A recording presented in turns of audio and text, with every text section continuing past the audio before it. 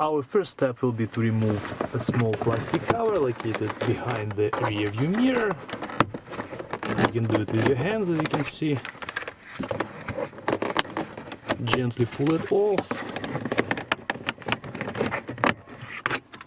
Now we can remove the second cover. Again, using the just simply hands. There are a couple of tabs. Black plastic cover. For that we'll use this prying tool and gently pry on the sides. And as you can see, it comes out and it's pretty actually easy as well.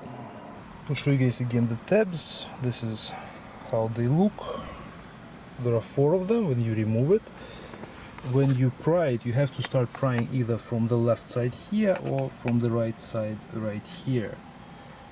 This way you won't break these ones.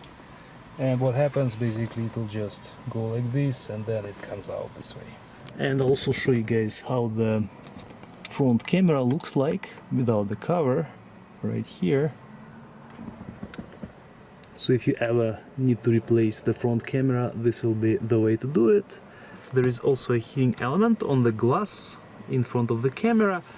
This will allow to remove the fog, and it will also won't freeze during winter. Again, this improves the safety of the vehicle. We don't recommend to remove this cover often because these plastic tabs will, that's where they go. Again, with time, if you remove it too often, they will become loose and you may start to hear rattling noises. Now we can reinstall the cover on the windshield.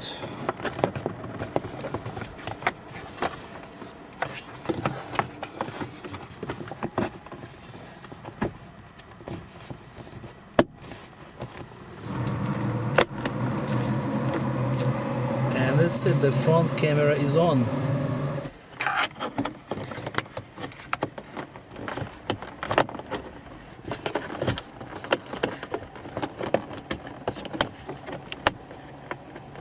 And the small cover is back on as well.